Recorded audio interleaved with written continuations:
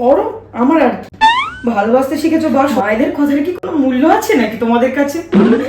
কত আশা ছিল কলকাতার বুকে 10 তলা বাড়ি থেকে মেয়েকে বিয়ে দেবো, বাড়ির ওখানে হেলিকপ্টার নামবে, ছাদে প্লেন নামবে, স্বপ্ন, সব স্বপ্ন আমার স্বপ্নই রয়ে গেল।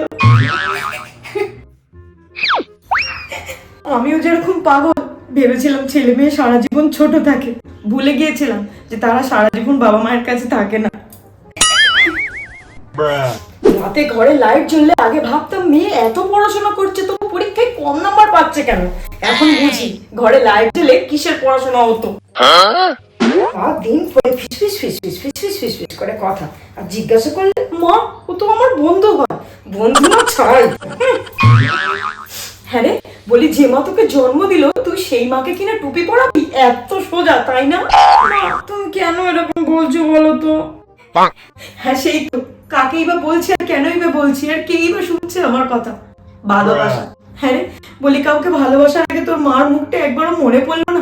কত কষ্ট করে 2 হাত দিয়ে তোকে আমি মানুষ করেছি, উনুনে রান্না করে সেই ভাত তোকে আমি খাইয়েছি, কাউকে ভালোবাসার আগে একবারও তোর মায়ের মুখটা মনে পড়লো না রে মা?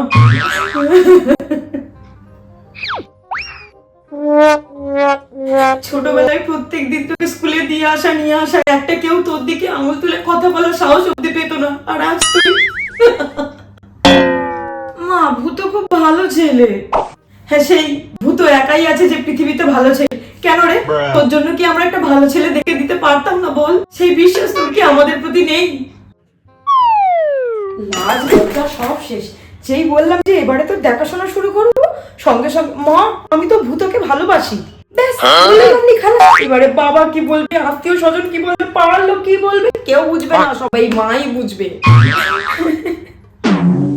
ঠিকই আছে, সব যখন নিজে নিজে ঠিক করেই ফেলেছো, এবার বাবাকে গিয়েও বলে দাও।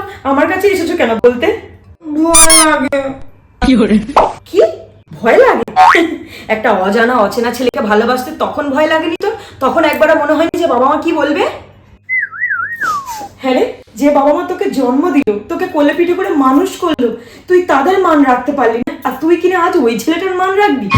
বাহ, খুব ভালো। মা আমি একটু আসছি। হ্যাঁ যাও না, পারমিশন আবার কিসের জন্য চাই? বড় হয়েছো, পাখা গজিয়েছে, যেখানে খুশি যাও, চিন্তা নেই, মা তোমার জন্য ঠিক অপেক্ষা করে থাকবে। চারিদিকে যখন ঠক্কর খাবে তখন ঠিক আবার মায়ের কাছে ফিরে আসবে।